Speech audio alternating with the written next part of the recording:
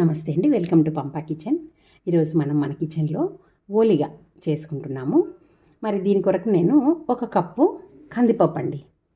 నేను శనగపప్పు అంత వాడను, కందిపప్పు టేస్ట్ బాగుంటుంది. కొంచెం కడుపు ఉబ్బే ప్రాబ్లము, గ్యాస్ ప్రాబ్లమ్స్ అట్లా ఉన్న వాళ్ళు కందిపప్పు వాడుకొని చేసుకుంటే కూడా అంతగా శనగపప్పు లాగా ఇబ్బంది ఉండదు.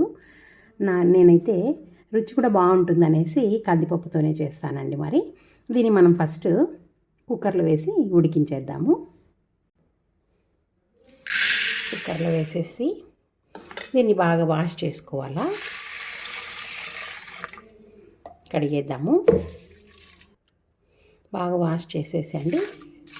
మనం మామూలుగా మనకి కందిపప్పు ఉడకపెట్టుకునేది తెలుసు అందరికీ. 1కి 2 నీళ్ళు వేసి నేను ఉడికిస్తాను. ఒకవేళ నీళ్ళు ఏమన్నా మిగిలితే మనము వడగట్టేసుకొని దాంతో రసం కూడా చేసుకోవచ్చు. దీన్ని ఫస్ట్ ఉడికించేద్దాం మనము. నేనండి గోధుమ పిండితోనే చేస్తున్నాను. నేను మైదా అంతా వాడటం లేదు, గోధుమ పిండి. ఇది మామూలుగా మనం రెగ్యులర్గా తెచ్చుకుంటుంటాం కదా ఇంట్లో, ఆశీర్వాదే నేను తెచ్చుకునేది, అదే వాడుతున్నా. కప్పు కందిపప్పుకి నేను 1.5 కప్పు గోధుమ పిండి వేసుకుంటాను. 1.5 చూడండి కదా, వేసేసుకుందాం. దీంట్లోకండి కొంచెం అంత ఉప్పు, కొంచెం పసుపు వేసి మనము దీన్ని ఎట్లా కలిపేది చూద్దాము.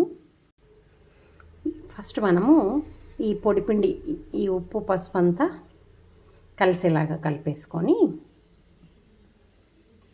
మామూలుగా మనం చపాతీకి చేసుకునే దానికంటే కూడా ఇంకా కొంచెం జారుగుంటేనే ఓలిగకి బాగుంటుంది. కొంచెం చపాతీ కంపేర్ చేస్తే ఇంకా కొంచెం జారుగా ఉండాలి పిండి.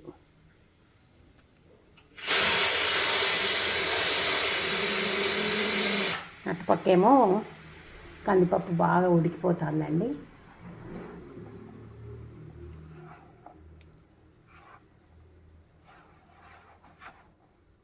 ఇట్లాగా బాగా చపాతీ కంటే కూడా జారుగా ఉండాలా. నేను దీంట్లోకి ఫస్ట్ 1 టేబుల్ స్పూన్ ఆయిల్ వేస్తాను. అంత ఆయిల్ ఒకేసారి వేయకూడదు. నేనైతే దీంట్లో ఒక 3 టేబుల్ స్పూన్లు నూనె అయితే వాడతాను. నెయ్యి కావాల్సిన వాళ్ళైనా నెయ్యి వాడుకోవచ్చు, వాళ్ళ ఇష్టం. బటరు ఇట్లాగా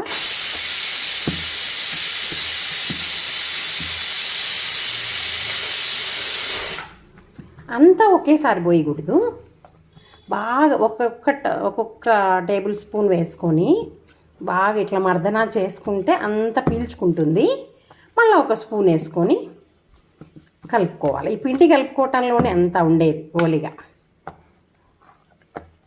ఇది బాగా నూనె ఎంత పీల్చుకున్న తర్వాత మళ్ళీ మనం ఇంకొక స్పూన్ వేసి మర్దన చేస్తాను. ఇప్పుడు చూడండి, ఇంకొక టేబుల్ స్పూన్ ఆయిల్ వేసి మళ్ళీ ఈ ఆయిల్ అంతా కూడా పీల్చుకునేదాకా మర్దన చేద్దాము. మీకు నీళ్ళు కూడా కరెక్ట్గా చెప్పాలంటే నేనైతే 1 కప్పు నీళ్ళు తీసుకున్నా. 3/4 కన్నా 1 స్పూన్ ఎక్కువ నీళ్ళు అవసరమయ్యాయి. అంటే 1.5 గోధుమ పిండికి 3/4 కంటే ఇంకొక స్పూన్ వాటర్ ఎక్కువ అవసరం పడి ఉంటాయి. ఏమండి, అన్ని నీళ్ళు వేసుకున్నా కూడా మనకి ఈ కన్సిస్టెన్సీలో పిండి వస్తుంది. అంత నూనె వేసుకొని కలిపేసినారనుకోండి, ఎంత నూనె వేసినా ఫస్ట్ టైము అది పీల్ చేసుకుంటుంది. కాబట్టి ఫస్ట్ 1 స్పూను, మళ్ళీ ఇంకొకటి అట్లా వేసుకొని కొంచెం ఓపికగా చేసుకున్నామంటే చూడండి, నూనె మనకి చేతులకు ఏమన్నా అంటుకునేది ఉన్నా కూడా పోతుంది. అంతా మీరు గమనిస్తే అంత క్లీన్ అయిపోయి మనకి బాగా షేప్ వచ్చేస్తుంది కదా.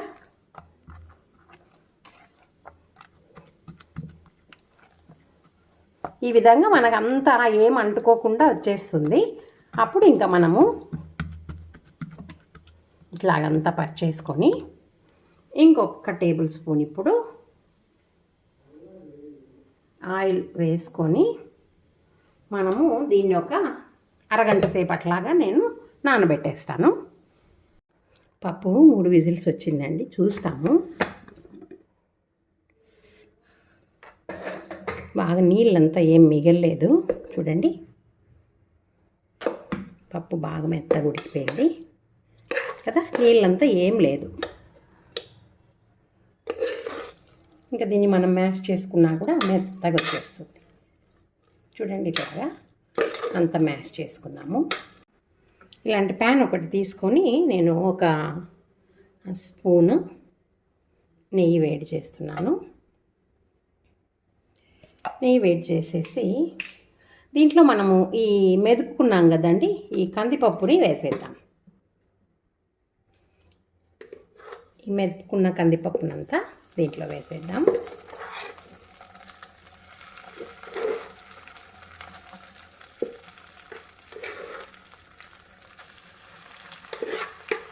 నెయ్యి అయితే గుమగుమలాడిపోతుందండి.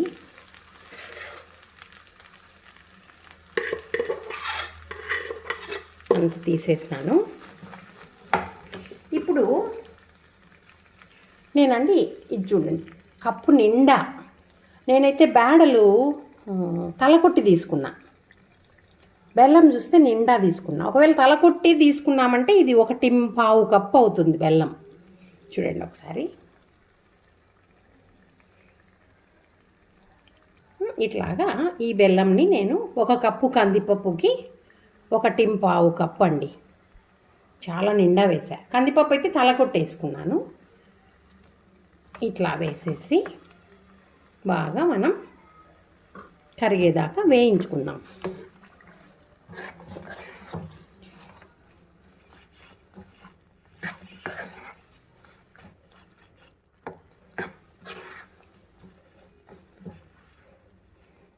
మంచి ప్రోటీన్ అండి బెల్లం, ఐరన్.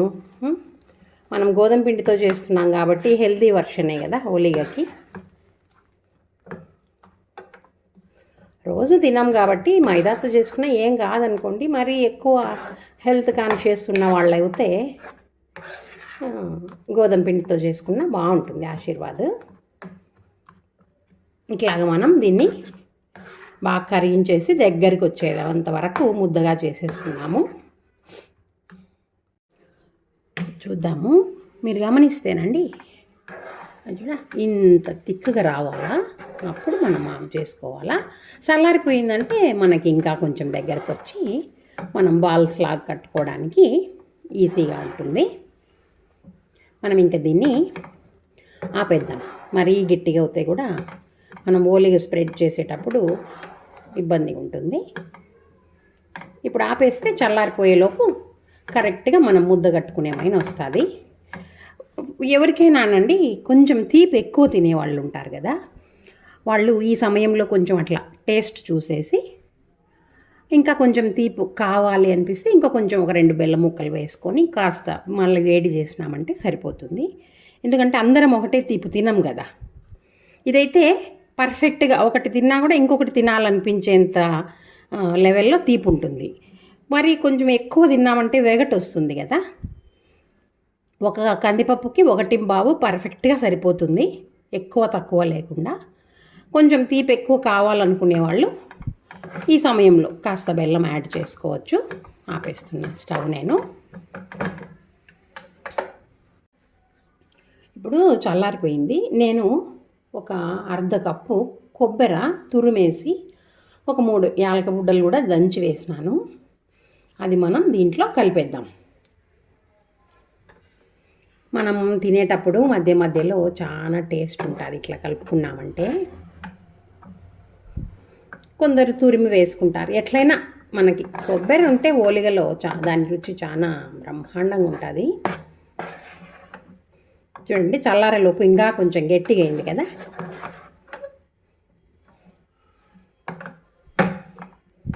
ఇంకా కొంచెం చల్లారాలా, వేడిగానే ఉంది. ఇంకా పూర్తిగా చల్లారేలోపు బాగా బాల్స్ లాగా చేసుకోవచ్చు.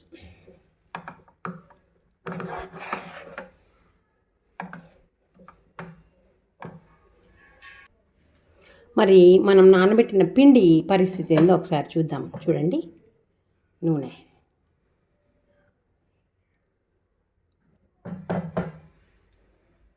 చూడండి ఎంత స్మూత్ ఇట్లా అంటే కదా, చాలా బ్రహ్మాండంగా ఉంటుంది. పైన లేయరు ఎంత సూపర్ సాఫ్ట్ అయిందో చూడండి. ఇంకా మనం ఓలిగా ఎలా చేసుకోవాలో చూద్దాము. మనము దీన్ని ఇట్లా బాగా లడ్డుల్లా కట్టుకుందాము.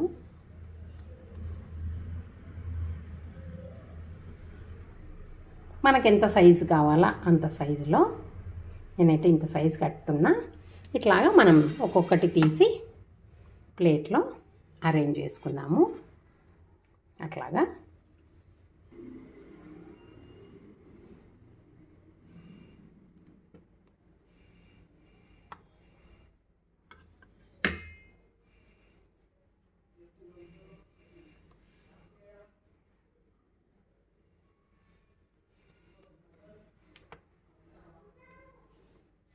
ఇదిగోండి, ఈ విధంగా నేను అన్నీ చుట్టి పెట్టుకున్నాను. 11 అయ్యాయండి ఒక కప్పు కందిపప్పుకి.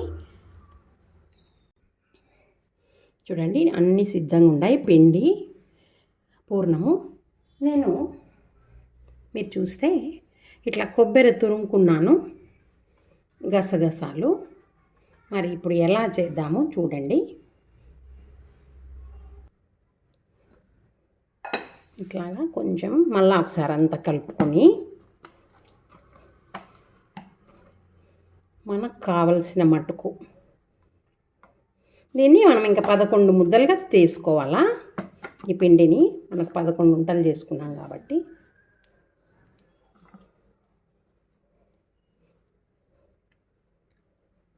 ఇట్లాగా చేతిపైనే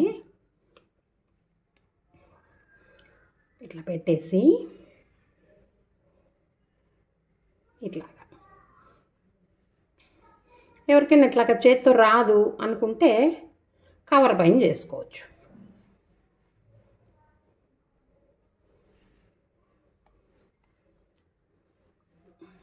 నేను దీన్ని పెనం పైన తట్టేస్తాను.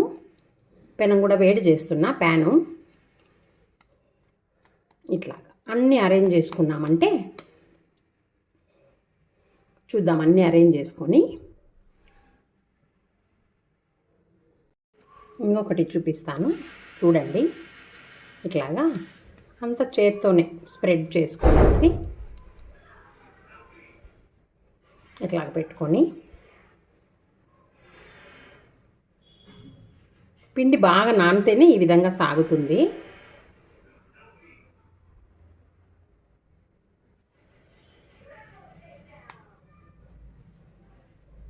మనం పెనం పైన తట్టుకోలేమంటే ఏదైనా ప్లాస్టిక్ కవర్ పైన తట్టుకోవచ్చు. ఇట్లాగా ఇంకా మన ఇష్టం, మన వీలు, మన అవకాశాన్ని బట్టి తట్టేయచ్చండి. అట్లాగా ప్యాన్ బాగా వేడెక్కుతూ ఉంది. ఇప్పుడు నేను ఈ ప్లేట్ ఉంది కదా, దీంట్లో ఇది ఇట్లా తట్టేస్తాను. 2 పక్కల తట్టేసుకోవచ్చు, లేదంటే ఒక పక్క తట్టుకోవచ్చు, మన ఇష్టం. అట్లా చేసేసి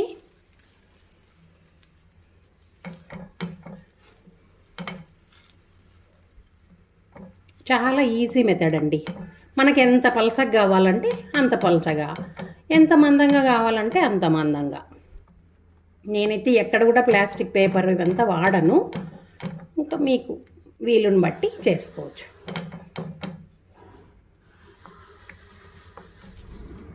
చూడండి, ఇంకా కావాలంటే మనం గసాలు అట్లాగా కొబ్బరి ఇట్లాగా పెట్టుకోవచ్చు. ఇంకా మనం నెయ్యి కావాలంటే నెయ్యి, నూనె కావాలంటే నూనెతో వేయించుకోవచ్చండి. దీనిలను కొంచెం సేపు అట్లా ప్యాను హైలో పెట్టేసి మంట మళ్ళీ సిమ్లో పెట్టేద్దాము. చిన్న మంట పైన కాలితే కూడా బాగా కాలిపోతుంది అంతా.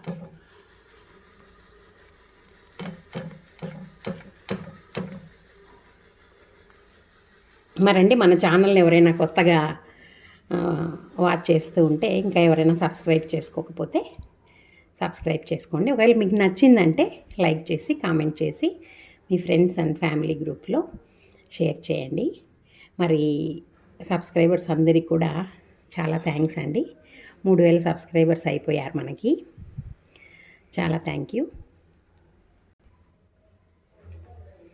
ఇప్పుడు మనం కొంచెం నెయ్యి వేద్దాము. వేసేసి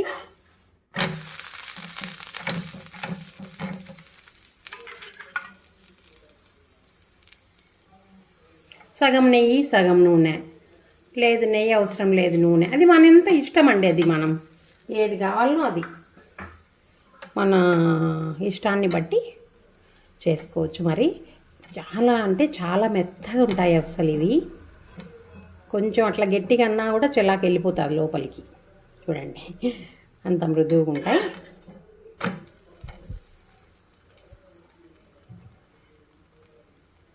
మరి మీరు ఇలాంటిది ఈసారి ఎప్పుడైనా ఓలిగలు చేయాలనుకున్నప్పుడు ఒకవేళ నేను చెప్పిన పద్ధతి నచ్చిందంటే ఫాలో చేస్తే ఎలా ఉన్నాయో నాకు తప్పనిసరిగా కామెంట్ చేయండి. ఒకవేళ నచ్చకపోయినా కామెంట్ చేయండి. ఏది అట్లా చెప్పినారే మీరు, అట్లా కాదు కదా అన్నట్టు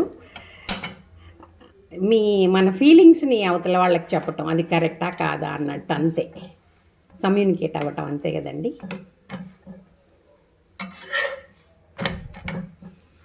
ఇట్లాగా బాగా హైలో పెట్టి కాల్ చేసినామంటే అంత టేస్ట్ ఉండదు. కొంచెం సన్న మంట పైన పెట్టుకొని కాలుస్తేనే అద్భుతంగా ఉంటుంది ఓలిగా. డిష్ అవుట్ చేసేద్దాము.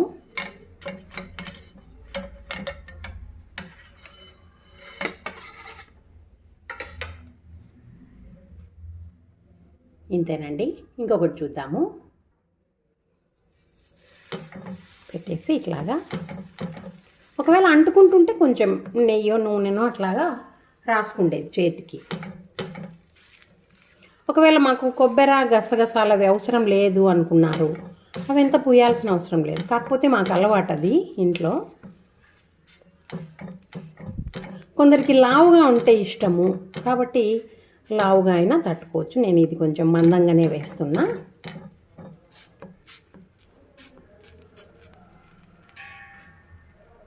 దీనిపైన మనం ఇప్పుడు మనకు కావలసినంత కొబ్బరి,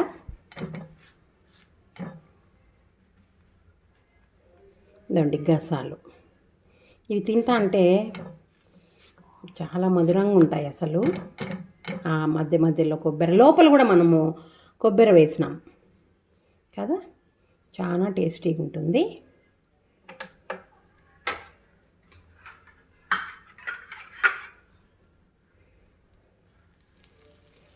ఇట్లా ఒకసారి అన్నామంటే అంత లోపలికి పోతాయి కొబ్బరి అంతా.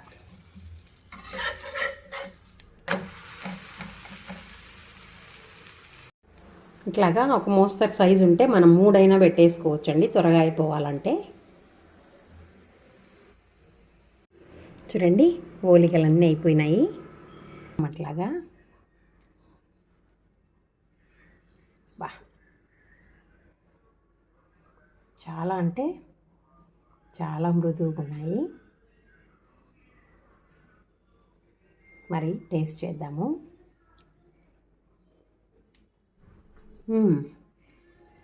బా ఈ గసగసాలు, ఆ కొబ్బరి చాలా అద్భుతమైన రుచి అండి. బా